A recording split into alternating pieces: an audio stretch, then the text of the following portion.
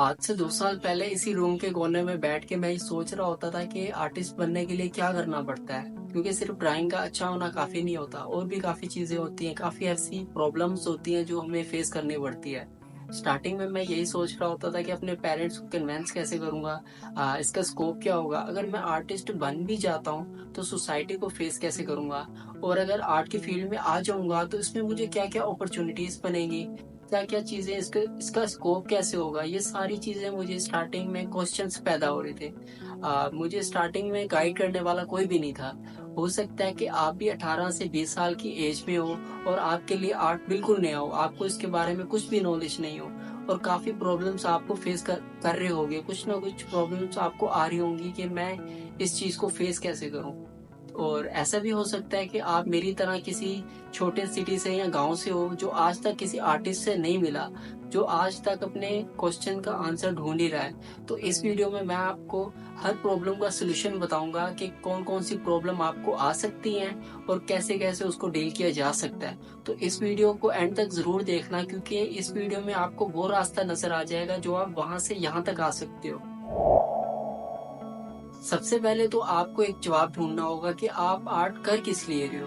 अगर आप आर्ट को एन्जॉयमेंट के लिए कर रहे हो, फन के लिए कर रहे हो, एज़ एन हॉबी कर रहे हो, तो कोई मसला नहीं है, क्योंकि काफ़ी लोग आर्ट इसलिए भी करते हैं कि उनको उसमें मज़ा आता है। इससे आपको फ़र्क नहीं पड़ता कि आपकी ड्राइंग अच्छी बन रही है, बुरी बन रही है, कोई इससे फ़र्क नहीं पड़ता। और अगर आप आर्ट एज़ एन करियर बनाना चाहते हो, आर्टिस्ट बनना चाहते हो, तो आपको अच्छा काम करना पड़ेगा, और अच्छा काम टाइम से ही आता है। बाकी फील्ड की तरह ही आर्ट को 10 से 12 घंटे देने पड़ते हैं, क्योंकि जब आप इतना टाइम दोगे तो आपकी ड्राइंग खुद ब खुद अच्छी होगी। और बाकी फील्ड की तरह ही आर्ट में भी मेहनत करनी पड़ती है। मैं आपको अपनी पुरानी ड्राइंग दिखाता हूँ, आप देख लें, ये काफ़ी 2 साल पहले की ड्राइंग है, और मैं अभी की ड्राइंग दिखाता हूँ। आप खुद कंपेयर कर सकते हो कि मेरे पहले की ड्राइंग और अभी की ड्राइंग में कितना फ़र्क है। ये सब टाइम की वजह से होता है। तो आप ये बात समझ लो कि आर्ट को करियर बनाने के लिए आपको टाइम देना पड़ेगा। मेरे पेरेंट्स काफ़ी कोऑपरेटिव हैं, इस वजह से मुझे ज़्यादा मुश्किल नहीं हुई इस चीज़ में। लेकिन मैं इस बात को मानता हूँ कि काफ़ी आर्टिस्ट जो होते हैं, उनके पेरेंट्स ईज़िली नहीं मानते। ये काफ़ी डिफ़िकल्ट चीज़ होती है कि अपने पेरेंट्स को कन्विंस कैसे करें।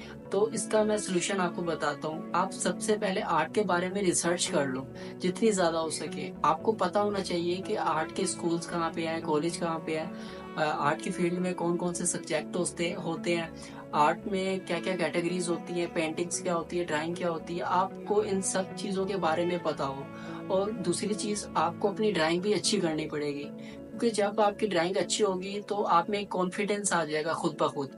जब आप अपने पेरेंट्स के साथ बैठ के बात करोगे, तो वो आपका देखेंगे कि पहले तो यही देखेंगे कि हमारे बच्चे का आर्ट में इंटरेस्ट कितना है। आपकी ड्राइंग अच्छी होगी तो उनको खुद पता चल जाएगा कि हमारा बच्चा इसमें इंटरेस्टेड है। और पेरेंट्स हमेशा बच्चे के इंटरेस्ट पे ही डिसीजन लेते हैं। और दूसरी चीज़, जब आपसे वो कोई क्वेश्चन करेंगे तो आपके पास उन क्वेश्चंस का आंसर होगा। इस वजह से काफ़ी चांसेस है कि वो मान जाएँ। अगर वो फिर भी नहीं मान रहे, तो मैं आपको एक ही चीज़ कहूँगा कि आपके आर्ट में ही कोई गलती है, या आप उस चीज़ में इंटरेस्टेड नहीं हो।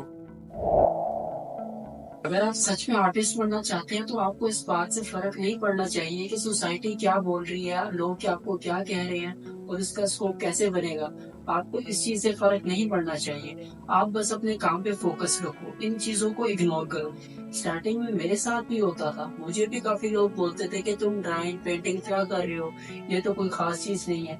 लेकिन आज ऐसा टाइम है कि वो लोग मुझे खुद बोलते हैं कि तुम हमारी ड्राइंग कर दो, जितने पैसे माँगोगे हम देंगे। तो इस टाइम के लिए आपको सब चीज़ों को इग्नोर करना पड़ेगा। और दूसरी बात, स्कोप।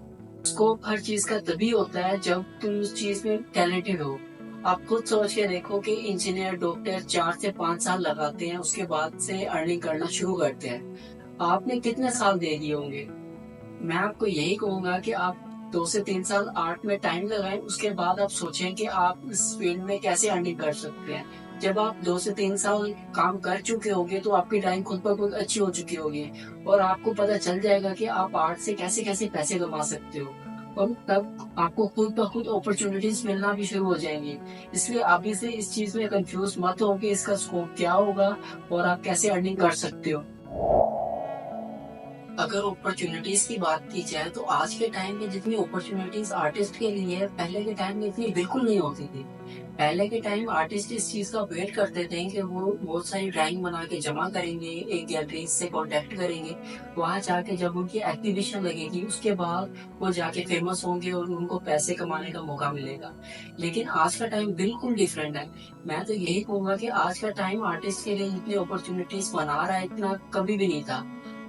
रोज कोई ना कोई कंपटीशन होते रहते हैं। आप ऑनलाइन भी अर्निंग कर सकते हो, सोशल मीडिया पे कंटेंट बनाओ, वहां पे भी आप क्विकली अर्न कर सकते हो। उसके अलावा आप अपना स्टूडियो भी खोल सकते हो, कमीशन वर्क भी कर सकते हो, टीचिंग भी कर सकते हो, आप फ्रीली काम कर सकते हो, आप पर्सनल काम कर सकते हो, ऑर्डर्स पे कर सकते हो। आर्ट के लिए अभी जितनी अपॉर्चुनिटीज है इतनी पहले बिल्कुल नहीं थी। और आप कहीं ना कहीं फिट हो सकते हो, क्योंकि आपको बाकी फील्ड्स की तरह जॉब करने की जरूरत बिल्कुल नहीं है। आर्ट तो वैसे भी बिजनेस एज एन बिजनेस वे में किया जाता है। तो आपको इस चीज से फर्क नहीं पड़ना चाहिए कि अपॉर्चुनिटीज कितनी है कितनी नहीं है। जो रियल आर्टिस्ट होता है वो अपॉर्चुनिटीज खुद बना लेता है, कहीं ना कैसे तरीके से। उम्मीद है कि आपको ये वीडियो कुछ ना कुछ समझ आई होगी। अभी से हर चीज के डिटेल में फंसने की जरूरत नहीं है। अभी से बस चीजों को लाइटली लो और अपना काम करते रहो। इस चीजों में फंसने की जरूरत नहीं है कि इसकी अपॉर्चुनिटीज क्या होंगी, सोसाइटी क्या होगी। किसी भी चीज में मत फंसो। बस मैं आपको यही कहता हूँ कि आप अपने काम पे ही फोकस रखो और ज्यादा से ज्यादा लर्न करो। यूट्यूब बहुत बड़ी आपके लिए अपॉर्चुनिटी है। यहाँ पे जितना आप फ्री में सीख सकते हो यहाँ से सीख लो।